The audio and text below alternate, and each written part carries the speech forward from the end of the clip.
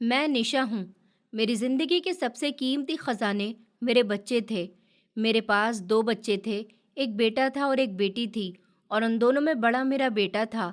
Summer तो ऐसा था जैसे मेरी सांसों में बसता हो। उस पर मेरा प्यार इतना ज़्यादा था कि शायद मैं खुद को भूल गई थी कि प्यार के साथ सख्ती भी ज़रूरी होती है।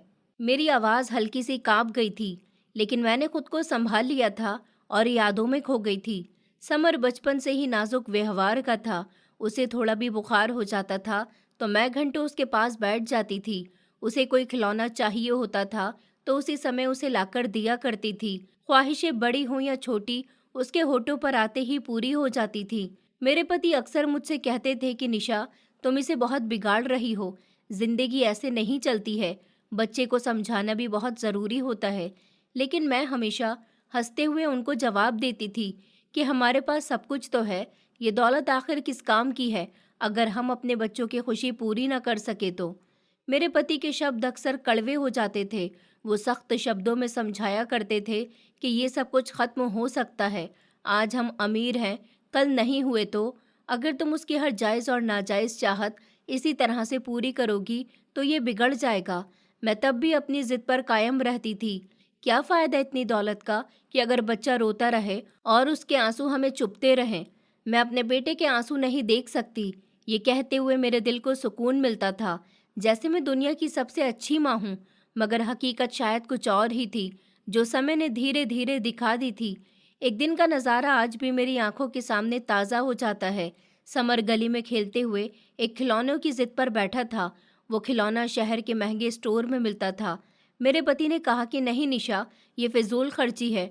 बच्चा इतने महंगे खिलौने की जिद कर रहा है तो उसे समझाओ कि वो जिद ना करे और उसकी हर जिद पूरी मत करो। मैंने फौरन कहा कि तुम क्यों बच्चों के दिल तोड़ते हो? अगर वो चाहता है तो खिलौना खरीद दो ना, हमारे पास क्या कोई कमी है? शाम को जब समर वो खिलौना हाथ में लेकर खुशी से उछल पड़ा तो मेरा दिल बेफिक्र हो गया था। लेकिन मेरे पति के चेहरे पर जो फिक्र थी वो मैंने नज़रअंदाज कर दी थी।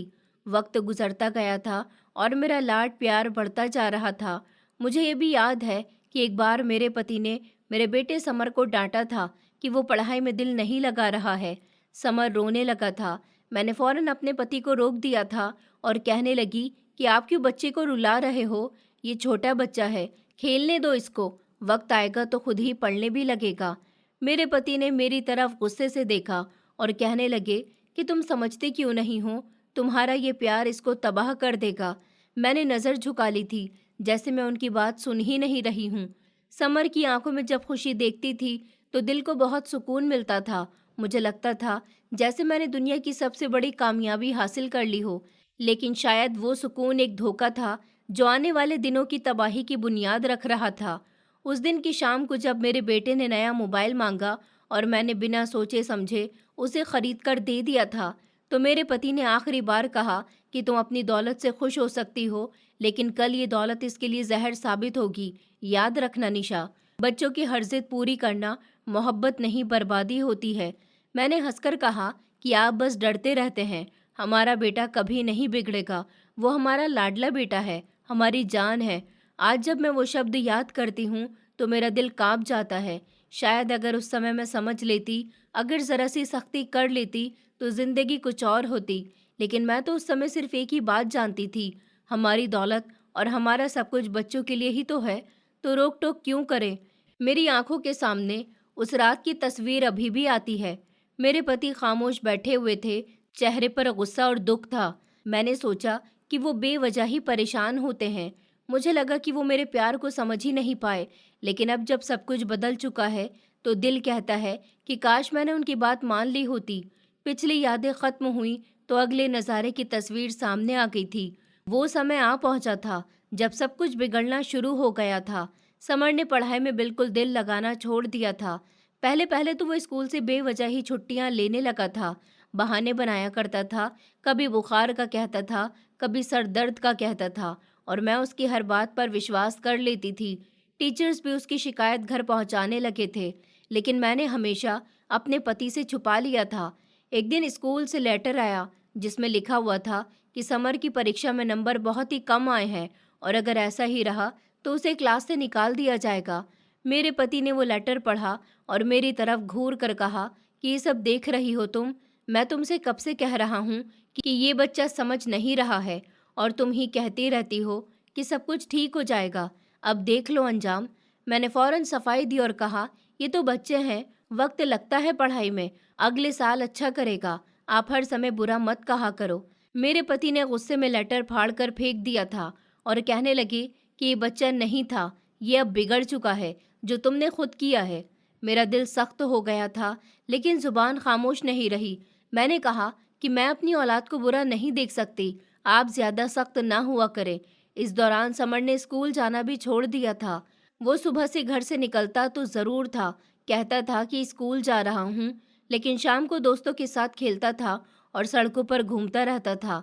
फिर एक दिन इत्तेफाक से मेरे पति ने उसे बाजार में देख लिया था, जहां वो कुछ लड़कों के साथ बैठा हुआ जुआ खेल रहा था। मेरे पति गुस्से से घर आए थे, दरवाजा जोर से बंद किया और मुझे आवाज दी। कहने लगी, निशा, तुम्हारे बेटे को आज मैंने बाजार में देखा है, वो जुआ खेल रहा था। ये है तुम्हारी परवरिश, ये है तुम्हारा लाड प्यार। मैं तो उनकी बात सुनकर हड़बड़ा ही गई थी, मगर फिर भी अपने बेटे की हिमायत में बोल पड़ी थी। मैंने कहा, वो अभी छोटा है, लड़कों के साथ बैठ गया होगा, खेल समझकर खेल रहा होगा। आप तो हर बात का बतंगड़ बनाना शुरू कर देते हो। मेरे पति ने ताने भरी मुस्कुराहट के साथ कहा कि खेल समझकर जुआ खेलना खेल है, ये वो रास्ता है जहां से वापसी मुश्किल है, लेकिन तुम्हें तो बस अपनी ही मोहब्बत दिखती है। समर उसी रात खुशी खुशी मेरे पास आया था और कहने लगा कि मम्मी, मैंने आज 100 रुपये जीते हैं। मेरे दोस्त भी हैरान रह गए। आप देखना, एक दिन मैं लाखों रुपए जीतूंगा।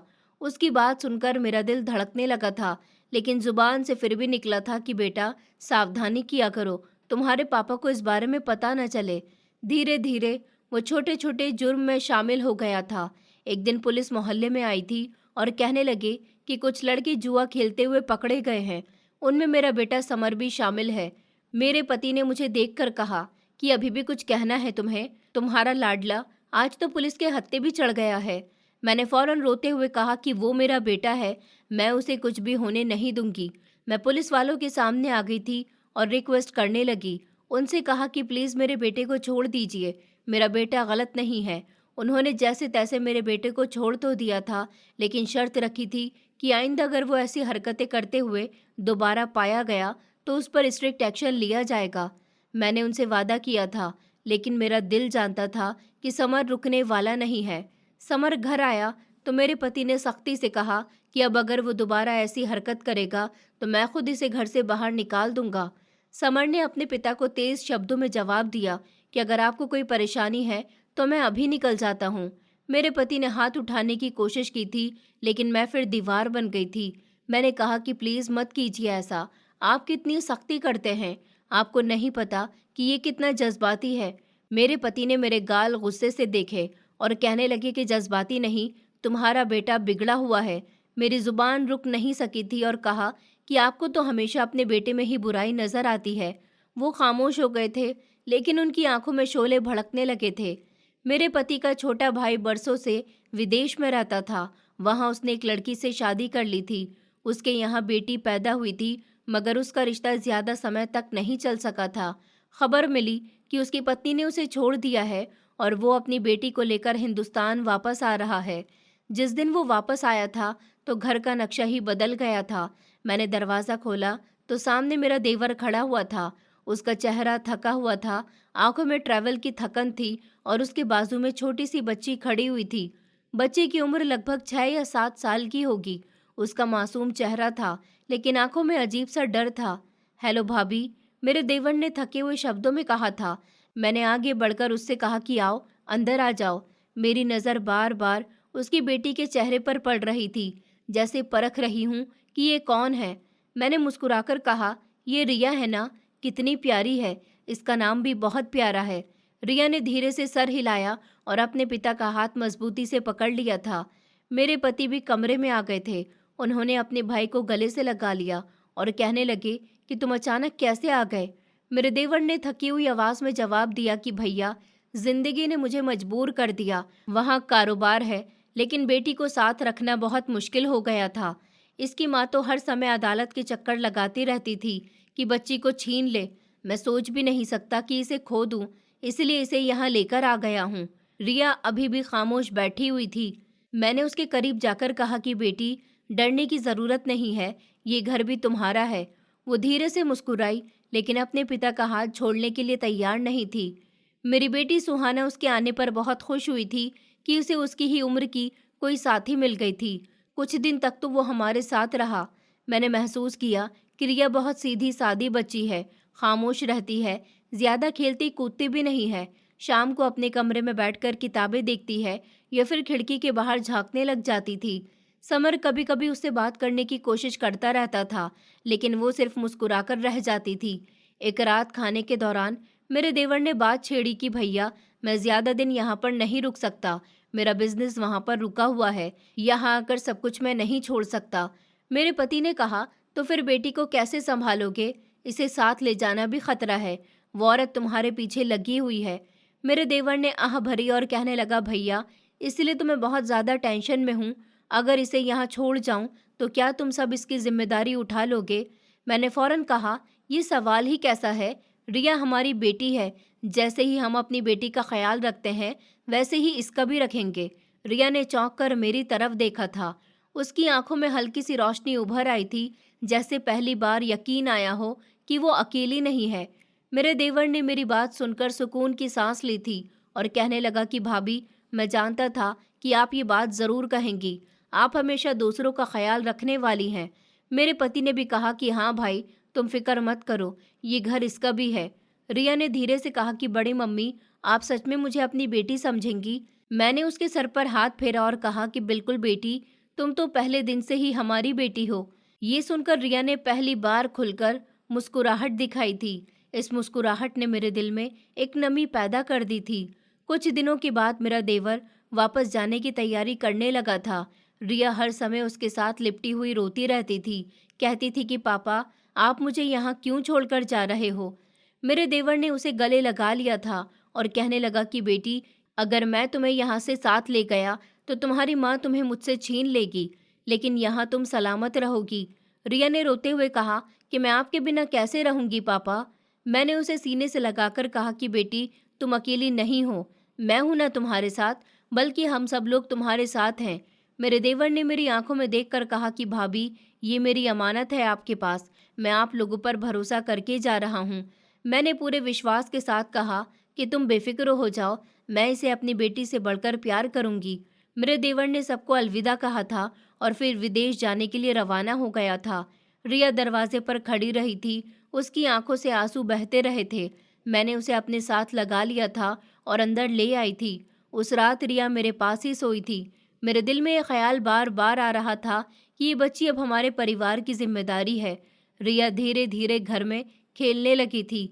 मेरी बेटी सुहाना भी उसके साथ खेलती रहती थी, लेकिन समर का व्यवहार बहुत अलग था। वो कभी करीब आता था तो कभी वो दूर रहता था। उसकी नज़रें अक्सर अजीब सी होती थी, जैसे उसे रिया की मौजूदगी पसंद नहीं आई हो। रिया के पिता के जाने के बाद घर के दिन कुछ अलग अंदाज से गुजरने लगे थे। वो धीरे धीरे हमारी जिंदगी का हिस्सा बनती जा रही थी। कभी सुहाना के साथ खेलती रहती थी, कभी किचन में मेरा हाथ बटाया करती थी। मेरे पति अक्सर उसे देखकर कहते थे कि ये बच्ची बड़ी समझदार है, अपने पिता की तरह सीरियस व्यवहार की है। मैं भी यही सोचती थी कि मेरे देवर ने इसे हमारे पास छोड़कर ठीक किया है। मगर एक दिन अचानक वो खबर आ गई जिसने सब कुछ बदल दिया था। सुबह सवेरे दरवाजे पर दस्तक हुई। एक आदमी खड़ा हुआ था। उसका चेहरा सीरियस था और उसकी आंखों में हल्की सी उदासी छाई हुई थी। उसने धीरे से कहा कि बहन जी, आपके देवर के बारे में खबर लेकर आया हूँ। उनका प्लेन रास्ते में ही क्रैश हो गया था, जिसकी वजह से वो भी उस बड़े हादसे का शिकार हो गए। कई सारे पैसेंजर जिंदा नहीं बचे। ये सुनकर तो मेरी टांगों से जैसे जान ही निकल गई थी। जुबान से शब्द नहीं निकल रहे थे। मेरे पति ने हाथ पकड़कर पूछा, ये आप क्या कह रहे हैं? वो आदमी कागज दिखाते हुए कहने लगा कि ये लिस्ट है पैसेंजर की, इसमें आपके भाई का भी नाम है। रिया उस समय मेरे करीब ही खड़ी हुई थी। उसने बात सुनी तो चीख मारकर जमीन पर बैठ गई थी। नहीं, मेरे पापा को कुछ नहीं हो सकता। मैंने उसे अपने गले से लगा लिया था और तसल्ली दी थी, लेकिन हकीकत किसी के बस में नहीं थी। घर का माहौल कई दिनों तक दुख भरा रहा था। मोहल्ले वाले भी शोक मनाने के लिए आते रहे थे। रिया दिन रात रोती रहती थी, बार बार कहती थी कि पापा ने कहा था कि वो जल्द ही वापस आ जाएंगे, वो मुझे कभी धोखा नहीं दे सकते। मेरे पति ने उसके सर पर हाथ रखकर कहा था कि बेटी, तुम्हारे पापा अब ऊपर वाले के पास चले गए। ये लम्हा इतना भारी था कि शब्द भी कम पड़ गए थे। कुछ ही दिन के बाद मेरे देवर की वसीयत हमारे हाथ लग गई थी। उसमें साफ लिखा हुआ था कि उसकी सारी जायदाद उसकी अपनी बेटी रिया के नाम है। विदेश का कारोबार, जमीन जायदाद, सब कुछ। मेरे पति ने कागज पढ़कर गहरी सांस ली थी और कहने लगे कि ये सब कुछ रिया का हक है, वो अकेली वारिस है। रिया को तो इस बात का अंदाजा भी नहीं था। वो अभी भी अपने पिता की यादों में खोई हुई रहती थी। लेकिन मेरे दिल में एक नया ख्याल उभरने लगा था। मैंने सोचा था कि अगर रिया की शादी समर से हो जाए तो सारी जायदाद भी हमारे घर में ही रहेगी। ये ख्याल पहले हल्की सी लहर की तरह आया था, मगर धीरे धीरे मेरे दिल में जड़ पकड़ने लगा था। मैंने खुद को तसल्ली दी थी कि ये कोई गलत बात नहीं है। रिया पहले ही हमारी बेटी की तरह है। अगर वो बहू बन जाए तो जायदाद भी महफूज हो जाएगी और समर का फ्यूचर भी संवर जाएगा। एक दिन मैंने अपने पति के सामने ये बात रखी और कहा कि मैं सोच रही थी कि रिया को अपने घर का ही हिस्सा बना लेते हैं। अगर उसका रिश्ता समर के साथ कर दिया जाए तो सब बेहतर हो जाएगा। मेरे पति ने हैरान होकर मेरी तरफ देखा था और कहने लगे कि ये तुम क्या कह रही हो? अभी वो बच्ची अपने बाप के दुख में है और तुम्हें ये ख्याल आ रहा है? मैंने जल्दी से कहा कि मैं सिर्फ सोच रही थी कि हमारा बेटा आवारगी में है। अगर उसका घर बन जाएगा तो शायद वो सुधर जाएगा। मेरे पति ने तेज शब्दों में कहा कि ये जायदाद का लालच है या बेटे की फिक्र में तुम ये सब कुछ कह रही हो?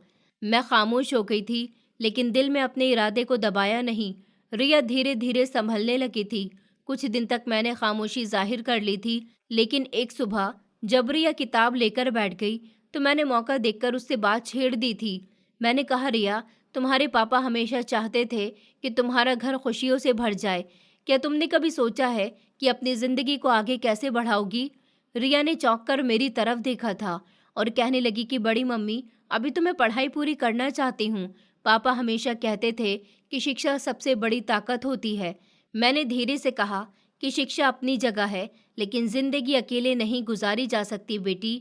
अगर तुम अपने ही घर में अपना फ्यूचर बना लो तो सबके लिए आसानी हो जाएगी। रिया ने सवाल करती हुई नज़रों से पूछा कि आप किस घर की बात कर रही हैं? मैंने बात सीधी कर दी थी। मैंने कहा कि मेरा मतलब है कि अगर तुम समर से रिश्ता कर लो तो ये घर हमेशा तुम्हारा हो जाएगा। कमरे की हवा अचानक भारी हो गई थी। रिया ने किताब बंद की।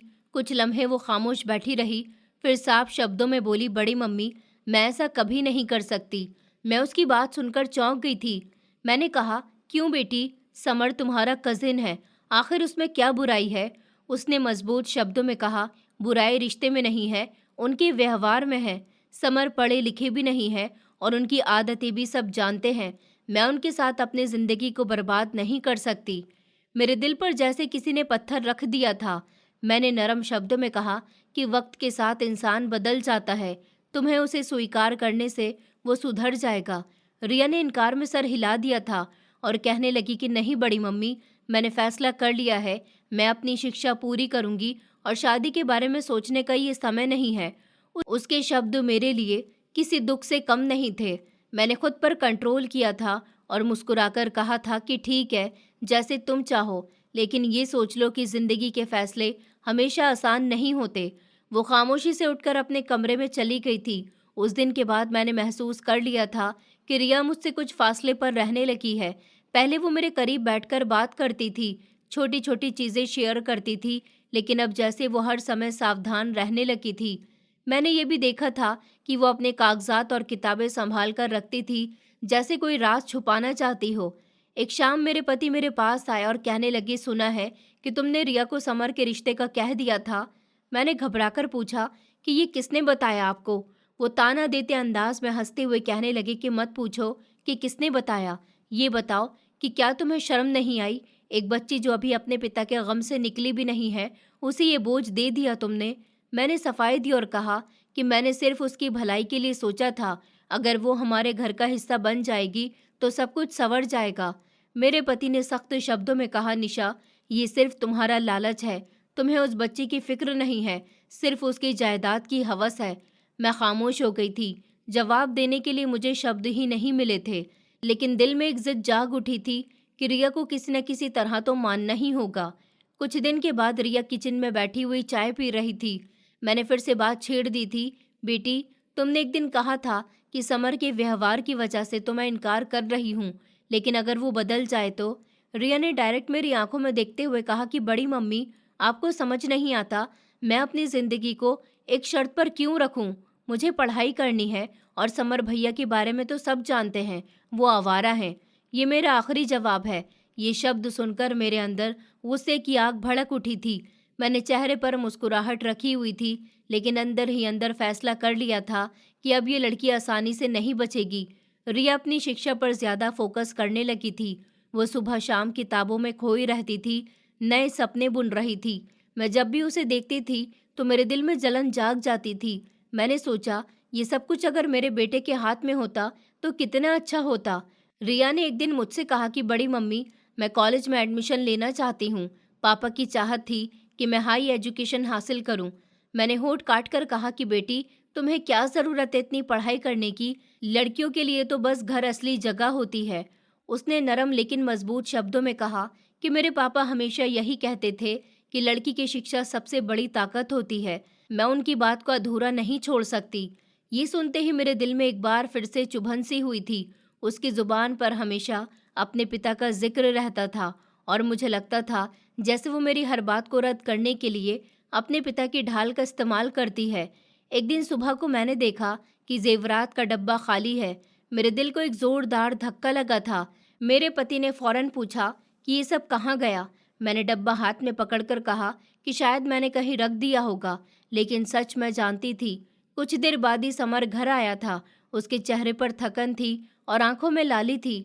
मेरे पति ने उसे बाजू से पकड़ लिया और कहने लगे कि इसमें से जेवर कहाँ गए। वो झुंझलाकर बोला, मैंने ले लिया है, आपको क्या? मेरे पति का हाथ उठ गया था। उन्होंने उसे गाली दी, कमीने, तुमने अपनी माँ का जेवर भी जुए में हार दिया। समर चिल्लाकर बोला कि अगर आपने दोबारा हाथ उठाया तो मैं रेलवे लाइन पर जाकर अपनी जान दे दूंगा। ये सुनकर मेरा दिल डर गया था। मैं बीच में आ गई थी और अपने पति को धकेलते हुए कहने लगी कि रुक जाइए, इसे कुछ भी मत कहिए, ये अभी बच्चा है, गुस्से में ऐसी बातें कर रहा है। मेरे पति ने गुस्से से मुझे घूर कर देखा और कहने लगे कि ये अब बच्चा नहीं है, ये बिगड़ चुका है और इसके बिगड़ने की वजह सिर्फ तुम हो। मैंने कांपते हुए शब्दों में कहा कि वो मेरा बेटा है, अगर इसे कुछ हो गया तो मैं कैसे जीऊंगी? मेरे पति ने हंसते हुए कहा, तुम तो जिंदा ही हो इसके लाड के लिए, लेकिन एक दिन ये लाड ही तुम्हें बर्बाद कर देगा। मेरे दिल में दर्द सा उठा था, मगर जुबान बंद नहीं हुई थी। मैंने कहा कि आप समझते नहीं, वो अभी ना समझ है, वक्त के साथ साथ सुधर जाएगा।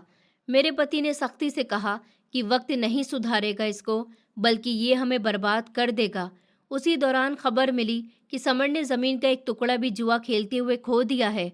मेरे पति पागलों की तरह दौड़ते हुए घर आए और कहने लगे कि देखो निशा, ये कागज देखो, ये जमीन अब हमारी नहीं रही। मैंने कागज हाथ में पकड़े तो दिल जैसे दहल गया था। समर कमरे में बैठा हुआ लापरवाही से सिगरेट पी रहा था। मेरे पति ने उसके हाथ से सिगरेट छीना और कहने लगे कि तेरा हमें बर्बाद करने का इरादा है क्या? समर ने लापरवाही से जवाब दिया, मैं जीत भी तो सकता था, आपको बस हार ही नजर आती है। मेरे पति ने गुस्से में उस पर हाथ उठाया था। वो चिल्लाकर बोला कि मैं अपनी जान दे दूंगा, फिर देखना किसके पास बचेगा ये सब। मैं फिर से दोनों के बीच खड़ी हो गई थी और कहने लगी कि बस करो तुम दोनों, क्यों लड़ रहे हो? मेरे पति ने मुझे धकेलते हुए कहा कि ये सब कुछ तुम्हारी वजह से हुआ है। तुमने कभी इसकी जिद नहीं तोड़ी, हर चाहत पूरी करके इसका ये अंजाम कर दिया है। उनकी बात सुनकर मेरी आंखों से आंसू निकल आए थे। मैंने तो बस बेटे को खुश रखना चाहा था। मेरे पति ने सख्त शब्दों में कहा, खुशी नहीं दी तुमने, तुमने इसे जहर दिया है। ये तबाही तुम्हारे हाथों की है। मैंने अपने बेटे को अपने बाजू में लेकर कहा कि बेटा, तुम्हें पता है तुम्हारी जिंदगी कितनी कीमती है, प्लीज ये सब कुछ छोड़ दो। वो तेज आवाज में हंसने लगा और कहने लगा, मम्मी आप नहीं समझती, जुआ ही मेरी जिंदगी है, एक दिन सब कुछ वापस जीत जाऊंगा। मेरा दिल दहल गया था। मैंने अपने पति की तरफ देखा तो वो सर पकड़कर बैठ गए थे। इस दौरान समर के दोस्त आए थे और दरवाजे पर खड़े होकर शोर मचाने लगे कि हमारे पैसे दो वरना हम पुलिस को बुला लेंगे। मेरे पति बाहर निकले और गुस्से से कहने लगे कि मेरे बेटे से क्या संबंध है तुम्हारा? वो हंसकर बोले कि आपका बेटा हमारा कर्जदार है, जुआ खेलकर सब कुछ हार गया है, अब हमें हमारे पैसे वापस चाहिए। मेरे पति अंदर जाकर मुझे देखने लगे और कहने लगे, अब तो लोग हमारे दरवाजे पर भी खड़े हो गए। ये सब कुछ तुम्हारी गलत मोहब्बत का नतीजा है। मैंने डर के मारे अपने बेटे को अपने कमरे में छुपा दिया था, लेकिन अंदर से जानती थी कि ये सिलसिला अब रुकेगा नहीं। रात को मेरे पति और समर के बीच फिर से झगड़ा हुआ था। मेरे पति ने कहा, अगर अब तुमने एक और भी कदम इस रास्ते पर बढ़ाया तो मेरा तुमसे कोई भी संबंध नहीं रहेगा। समर ने चीखते हुए कहा कि आप मुझे रोक नहीं सकते, मैं आज़ाद हूँ। मेरे पति ने गुस्से में हाथ उठाया, लेकिन मैं फिर से दीवार बन गई थी। मैंने कहा कि आप क्यों नहीं समझते, अगर इसे कुछ हो गया और अगर उसने सच में अपनी जान लेने की कोशिश की तो क्या होगा। मेरे पति ने चिल्लाते हुए कहा, तो फिर इसका खून तुम्हारे सर पर होगा। और मेरे शरीर में सनसनी दौड़ गई थी। मैंने पहली बार सोचा था कि शायद सच में मैं ही गलत थी, लेकिन अगले ही लम्हे दिल ने कहा कि वो मेरा बेटा है, मैं उसे नहीं छोड़ सकती। रात का समय अभी बाकी था जब मेरे पति ने पूरे घर को हिला दिया था। दरवाजे पर लोग खड़े हुए थे और जोर जोर से कह रहे थे कि तुम्हारे बेटे ने हमारी जमीन पर कब्जा करके जुआ खेला है, वो सब हार गया, हम सब अपना हिस्सा लेने के लिए आए हैं। मेरे पति ने कांपती हुई आवाज में पूछा कि कौन सी जमीन। आदमी ने जमीन के वो कागज दिखाए और कहने लगे, यही आखिरी जायदाद जो तुम्हारे पास थी, अब ये हमारी है। तुम्हारे बेटे ने सब कुछ हमारे नाम पर कर दिया है। मेरे पति की आंखों से रोशनी गायब हो गई थी। वो जमीन पर बैठ गए थे और उन्होंने अपना सर पकड़ लिया था। मैंने उनका हाथ थामना चाहा तो वो धीरे से कहने लगे कि अब कुछ नहीं बचा निशा, सब कुछ खत्म हो गया। समर उस समय कमरे में बैठा हुआ था। आंखों में थकान थी, होठों पर ताने भरी मुस्कुराहट थी। मेरे पति अंदर गए और उसको गिरेबान से पकड़ लिया। हरामजादे, ये सब क्या है? समर ने लापरवाही से कहा कि हार गया तो हार गया, इसमें इतना भी बड़ा क्या हो गया, एक दिन जीत भी तो सकता हूँ। मेरे पति ने उसके मुंह पर जोर से तमाचा मारा और चिल्लाते हुए कहने लगे कि जीतने का सपना नहीं है, यह हमारी बर्बादी है। तूने हमें सड़क पर लाकर खड़ा कर दिया है। समर चिल्लाकर बोला, अगर आपको इतनी ही तकलीफ है तो मैं घर छोड़ देता हूँ। मेरे पति ने गुस्से में हाथ उठाया, लेकिन कांपते हुए नीचे कर लिया था। वो कमज़ोर हो चुके थे। उस दिन के बाद उनकी तबीयत दिन ब दिन बिगड़ने लगी थी। खांसी, बुखार और कमज़ोरी ने उन्हें बिस्तर से लगा दिया था। डॉक्टर ने कहा था कि ये सिर्फ बीमारी नहीं है, ये सदमा है और सदमों को उनका दिल और दिमाग बर्दाश्त नहीं कर पा रहा है। मैंने अपने पति के करीब बैठकर कहा था कि आप फिक्र मत करो, मैं सब संभाल लूंगी। वो धीमी आवाज में, कि अब संभालने का मौका नहीं है, संभालने का मौका तुमने कब दिया, तुमने बेटे के नाम पर सब कुछ लुटा दिया, अब संभालने को कुछ नहीं बचा। मैंने आंसू साफ करते हुए कहा कि अभी भी कुछ हो सकता है। मेरे पति ने कड़वी हंसी हंसते हुए कहा, हाँ, अगर चमत्कार हो जाए तो कुछ हो सकता है। उन दिनों रिया खामोश रहने लगी थी। वो सब कुछ अपनी आंखों से देख रही थी, लेकिन कुछ कहती नहीं थी। एक दिन मैंने हिम्मत करके उससे बात करने की कोशिश की कि बेटी, तुम जानती हो ना कि हालात कैसे हो गए हैं, अगर तुम चाहो तो सब कुछ बेहतर हो सकता है। वो चौंक कर बोली, क्या मतलब बड़ी मम्मी? मैंने धीरे से कहा कि अगर तुम समर से शादी कर लो तो ये सारी बर्बादी संभल सकती है, तुम्हारे पापा की जायदाद भी हमारे पास सलामत रहेगी और शायद समर भी सुधर जाएगा। रिया ने पहली बार तेज शब्दों में कहा कि बड़ी मम्मी, आप बार बार क्यों कहती रहती हैं? मैंने साफ कहा था, मैं अपनी एजुकेशन कंप्लीट करना चाहती हूँ, समर के साथ मेरी जिंदगी नहीं बन सकती। मैंने नरमी से कहा कि बेटी, तुम्हारी माँ नहीं है, तुम्हारे पापा भी नहीं रहे, अगर तुम ये रिश्ता कर लो तो ये घर हमेशा हमेशा के लिए तुम्हारा रहेगा। रिया की आंखों में आंसू आ गए थे, लेकिन उसने मजबूत शब्दों में कहा कि बड़ी मम्मी, अगर मेरे पापा जिंदा होते तो क्या वो भी मेरे बारे में यही सोचते? मेरे होठों पर शब्द जम गए थे, मैं कुछ नहीं कह सकी थी। उसने आगे कहा कि पापा हमेशा कहते थे कि मैं अपनी मर्जी से जिंदगी का फैसला करूंगी, वो कभी भी मुझ पर ऐसा बोझ नहीं डालते। मैंने दबे दबे शब्दों में कहा कि मैं तुम्हारे लिए अच्छा ही सोच रही हूँ। रिया ने साफ इनकार कर दिया, मेरी खुशी इसी में है कि मैं पढ़ाई पूरी करूं। समर तो खुद अपने घर को तबाह कर चुके हैं, मैं अपनी जिंदगी उनके हवाले नहीं कर सकती। मैंने हंसी जबरदस्ती होठों पर सजाई, लेकिन दिल में गुस्से की आग भड़क उठी थी। अंदर से लग रहा था जैसे उसने मेरे सपनों पर मिट्टी डाल दी हो। अगली सुबह मेरे पति की तबीयत और भी ज्यादा खराब हो गई थी। वो बिस्तर पर लेटे लेटे बार बार कहते थे कि काश मैंने तुम्हारी बातों पर विश्वास नहीं किया होता। मैंने उनके माथे पर हाथ रखा और कहा, आप मेरे साथ रहेंगे तो सब ठीक हो जाएगा। लेकिन दिल जानता था कि सब कुछ खत्म हो रहा है। समर मतलबी हो चुका था। मेरे पति बिस्तर से उठने के काबिल नहीं रहे थे और रिया अपनी जिद पर कायम थी। एक शाम जब घर में खामोशी थी, रिया मेरे पास आई और कहने लगी कि बड़ी मम्मी, आप क्यों नहीं समझती कि ये मेरा फैसला है। आप बार बार ये बात करके मुझे अपने पापा की याद दिला देती हैं। वो मुझे अपनी मर्जी से जीने देते। मैंने नज़र झुका ली थी। उसकी बातों का बोझ मेरे दिल पर चढ़ता गया था। रिया के इनकार के बाद मेरे अंदर एक ऐसी कड़वाहट ने जन्म लिया था जो हर गुजरते हुए दिन के साथ जहर बनती गई। उसके शब्द बार बार मेरे कानों में गूंजते रहते थे। बड़ी मम्मी, अगर मेरे पापा जिंदा होते तो क्या वो भी यही करते। ये शब्द मेरी रातों की नींद और दिन का सुकून छीन चुके थे। मैं जहाँ भी जाती थी, रिया की वो सख्त नज़रें और ठोस शब्द मुझे याद आ जाते थे। दिल में अजीब सा बोझ बढ़ता गया था। मेरे पति बिस्तर पर पड़े हुए थे, दिन ब दिन कमज़ोर हो रहे थे। वो हर बार मुझे देखते और कहते कि अब सब ऊपर वाले के हाथ में है। मैं उनकी बात सुनती, मगर दिल में कोई और ही खेल खेल रही थी। एक दिन जब सब सोए हुए थे, मैं आंगन में बैठी देर तक सोचती रही। आसमान पर अंधेरा छाया हुआ था, ठंडी हवा थी, लेकिन मेरे दिल में आग जल रही थी। अगर रिया ना रही तो सब कुछ हमारा हो जाएगा। ये ख्याल बार बार मेरे दिमाग में आता था। पहले तो डरने लगी थी, लेकिन फिर दिल ने कहा कि और कोई रास्ता भी तो नहीं बचा है। अगली सुबह रिया मेरे पास आई और कहने लगी, बड़ी मम्मी, मैंने स्कूल में नया कोर्स ज्वाइन किया है, मुझे किताबों की ज़रूरत है। मैंने उसकी बात पर बस सर हिला दिया था और अंदर से सोच रही थी कि किताबें पढ़ने का शौक भी ज़्यादा है। देखना ये शौक कितनी देर का है। दिन गुजरते रहे और मेरे अंदर का जहर और भी बढ़ता गया था। कभी खुद को समझाती थी कि मैं गलत सोच रही हूँ, लेकिन अगले लम्हे यही लगता था कि ये लड़की मेरी ज़िंदगी की सब तबाहियों की जड़ है। अगर वो नहीं होती तो शायद मेरा बेटा भी संभल जाता, मेरे पति भी खुश रहते। एक शाम मेरे पति ने धीरे से कहा कि रिया के साथ नरमी बरतो, वो बेचारी अकेली है, मेरे भाई की अमानत है। मैंने जल्दी से रुख मोड़ लिया था ताकि वो मेरी आंखों का रंग ना देख सके कि जैसा आप कहेंगे मैं वैसा ही करूंगी। लेकिन दिल का फैसला पक्का हो चुका था। मैं जानती थी कि अगर मेरे पति को मेरे इरादे का पता चल गया तो वो सब कुछ कुर्बान कर देंगे, मगर रिया को कुछ नहीं होने देंगे। इसलिए मैंने फैसला कर लिया था कि ये राज सिर्फ मेरा ही होगा। एक रात में कमरे में बंद होकर अपने सोचों से लड़ती रही थी। बार बार दिमाग में नज़ारा बनता कि कैसे सब कुछ होगा।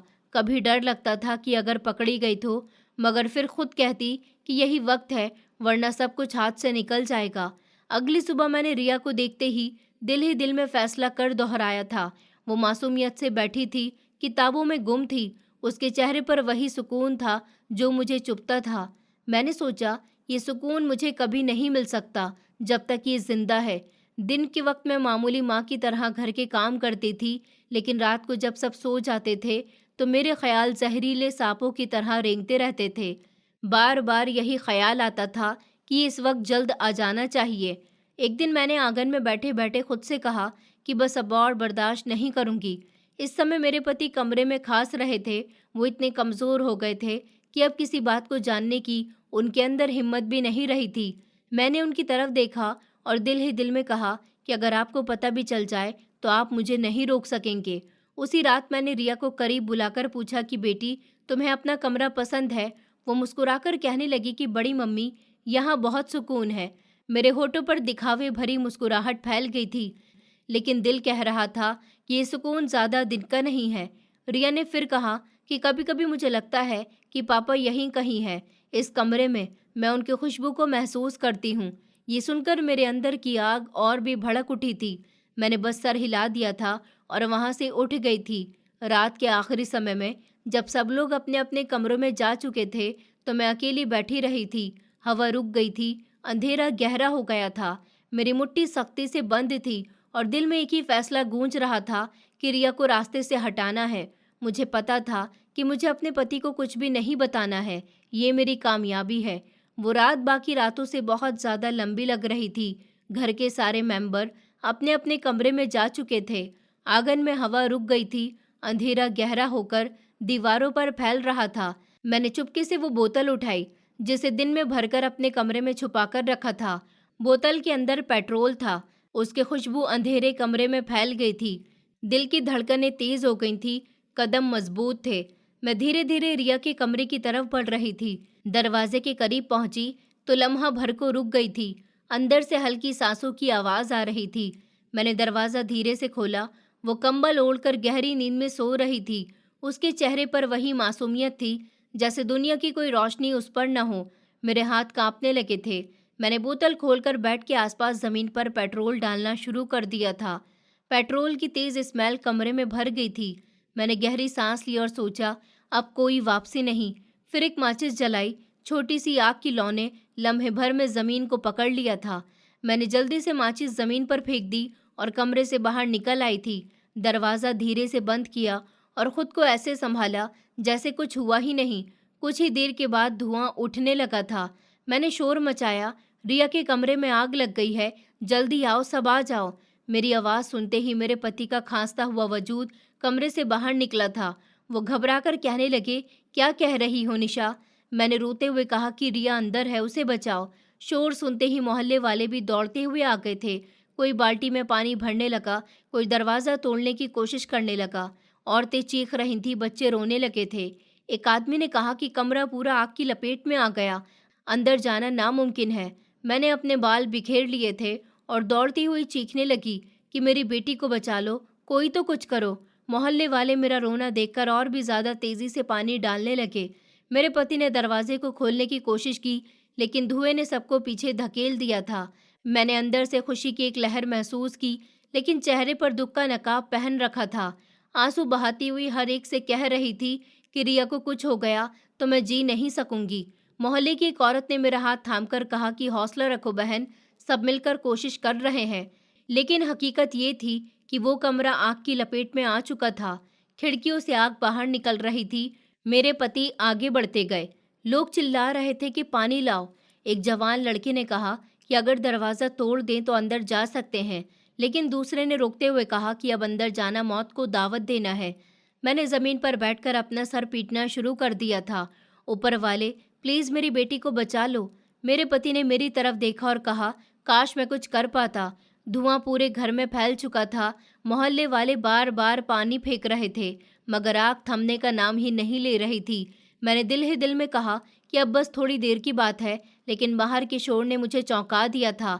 एक औरत चिल्लाकर बोली, जल्दी करो, बच्ची को निकालो। मैंने घबराकर देखा कि लोग एक दूसरे को धकेल रहे हैं। कोई कमरे के करीब जाने की कोशिश कर रहा है, लेकिन धुएं की शिद्दत ने सबको पीछे हटा दिया था। मेरे आंसू बहते रहे और मैं लोगों के बीच चीखती रही कि मेरी बेटी अंदर है, कोई बचा लो।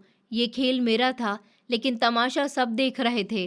पूरा मोहल्ला मेरी बेबसी पर यकीन कर रहा था, मगर मेरे दिल की गहराई में एक खुशी छुपी हुई थी जिसे कोई नहीं देख सकता था।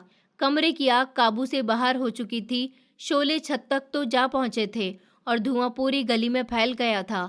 मोहल्ले वाले हाँफ हाँफ कर पानी डाल रहे थे, मगर आग बुझने के बजाय और फैल रही थी। मैं चीख चीख कर रो रही थी, मेरी रिया अंदर है, कोई उसे बचा लो। अचानक एक दरवाज़ा जोर से खुला। सबकी नज़रें उधर गईं और मेरे कदमों के नीचे से ज़मीन ही हिल गई थी। सामने रिया खड़ी हुई थी। उसकी आंखों में डर था, चेहरे पर धुआं था, लेकिन वो जिंदा थी। मैंने फौरन कहा, रिया तुम यहाँ हो बेटी? मोहल्ले वाले भी हैरान रह गए थे। किसी ने कहा कि ये तो बाहर है, तो फिर अंदर कौन है? रिया ने कांपती हुई आवाज़ में कहा कि बड़ी मम्मी, मैं तो सुहाना के कमरे में सो रही थी। उसका एसी खराब था, इसलिए उसने कहा कि वो मेरे कमरे में सोएगी।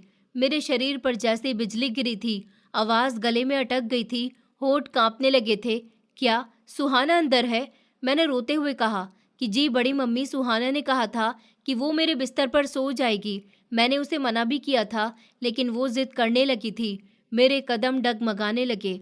मैंने शोर मचाया कि मेरी बेटी अंदर है, कोई उसे बचा लो। लोग दौड़कर आग बुझाने की कोशिश कर रहे थे, लेकिन कमरा अभी भी दहकते हुए अंगारों का ढेर बन चुका था। शीशे टूट रहे थे, लकड़ियां धमाके से जलकर गिर रही थी। शोर बढ़ता गया, मगर सबकी कोशिशें नाकाम हो रही थी। मैं जमीन पर गिर गई थी, हाथ जोड़कर रोती रही, ऊपर वाले मेरी बेटी को बचा लो। मेरे पति धुएं में खांस खांस कर कहने लगे कि सब खत्म हो गया, हमारी बेटी अंदर है।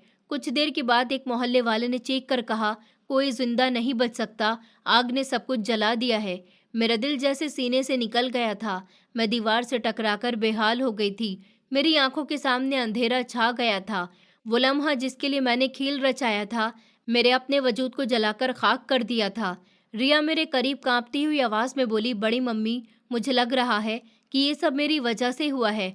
अगर मैं अपने कमरे में सोई होती तो। मैंने उसकी बात काट दी कि नहीं बेटी, यही तकदीर थी। लेकिन अंदर से मैं जानती थी कि ये सब मेरे हाथों का खेल था। मैंने आग लगाई थी रिया को जलाने के लिए, लेकिन इसमें मेरी अपनी सुहाना ही जल गई। मोहल्ले वाले चारों तरफ खड़े मुझे देख रहे थे। कोई सर झटक रहा था, कोई आह भर रहा था। एक औरत ने कहा कि काश बेटी को बचा लेते, लेकिन आग बहुत तेज थी। मेरे पति जमीन पर बैठे बस रोते जा रहे थे। मेरी सुहाना, मेरी बेटी, मेरे कानों में शोर था, चीखें थी, लेकिन दिल पर एक ही कहर टूट रहा था कि मैं कातिल थी अपनी ही बेटी की। जब शोले धीरे धीरे कम हुए तो अंदर का नज़ारा किसी कयामत से कम नहीं था।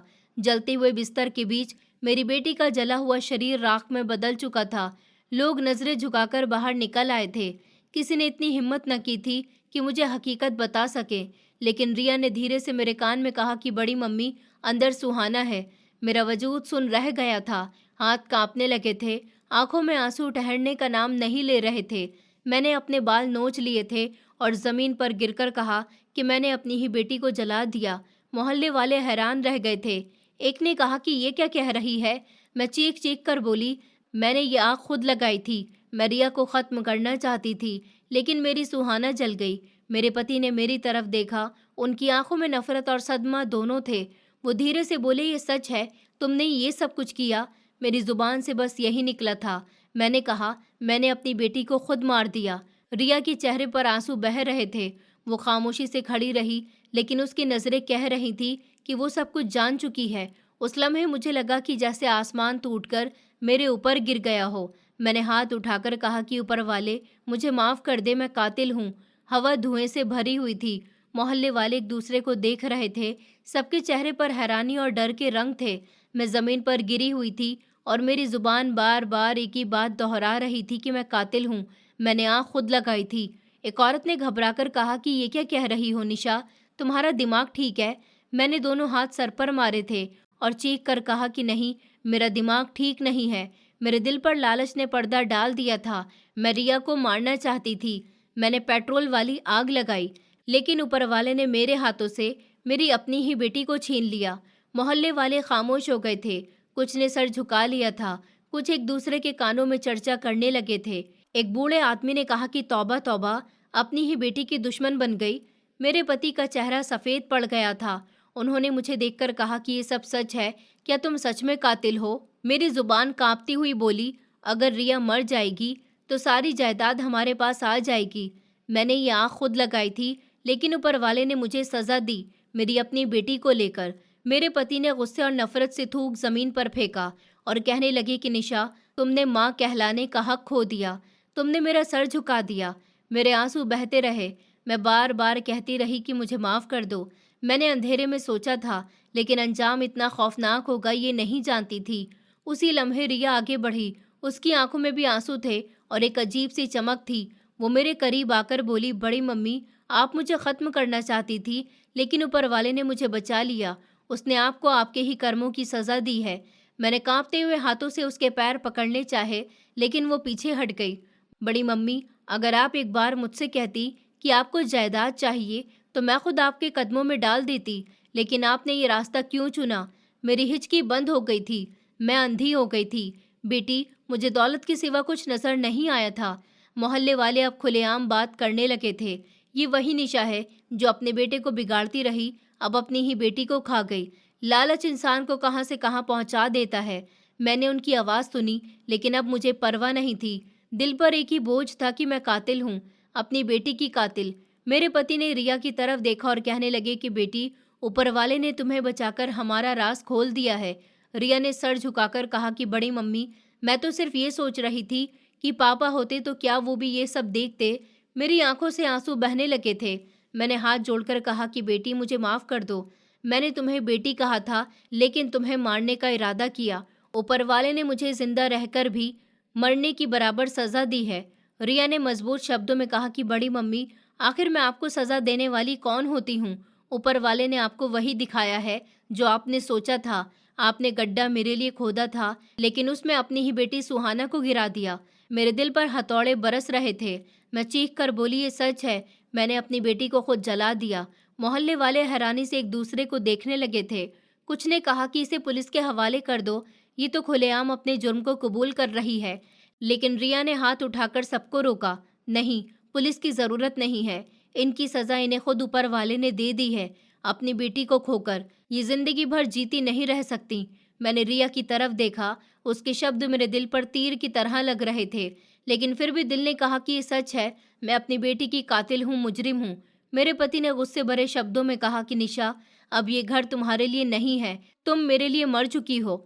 मैंने रोते हुए कहा, मुझे जो सज़ा मिलनी है वो मैं भुगतूंगी, लेकिन दिल से बस एक ही रिक्वेस्ट है कि मुझे माफ़ कर देना। रिया ने धीरे से कहा कि बड़ी मम्मी, मैंने आपको माफ़ी दे दी है, लेकिन याद रखना आपकी बेटी की आत्मा कभी आपको माफ़ नहीं करेगी।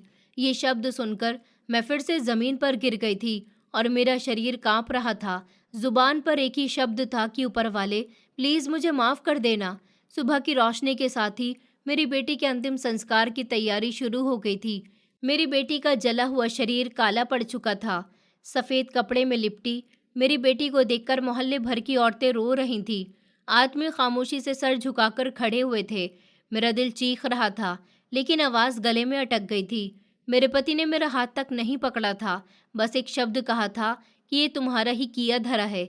बेटी का दाह संस्कार हुआ तो मेरी टांगों ने मेरा साथ छोड़ दिया था।